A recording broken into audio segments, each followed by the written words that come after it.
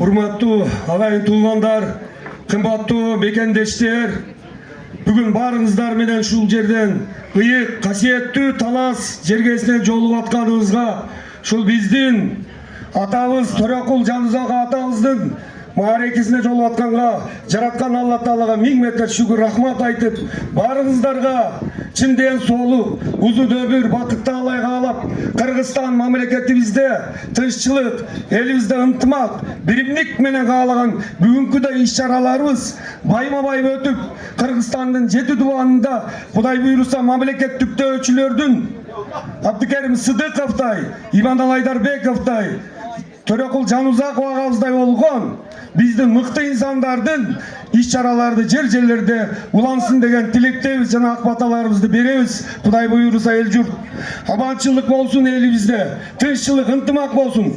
Айта кеткен агаларыбыздай Төрөкул Жанузаков бир гана Солтоо урусунан чыккан баатыр эмес.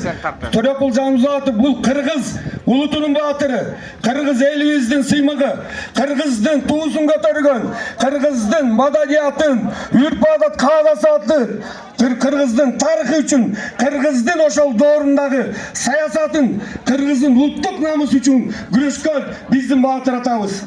Мына биз сыймыктанышыбыз керек, урматтуу туугандар. Биз Сарыөзөн чүйдөгү Солтоо урусунун Жайыл баатырдын урпактары болобуз. Ошондой эле Жайыл атабыздай болгон кыргыз элибизге эмгек сиңирген, мээнет кылган, кыргыз элибиздин улуттук үчүн күрөшкөн ата-бабаларыбызды баарына даңк, баарыңыздар майрамыңыздар менен куттуктайбыз. Рахмат.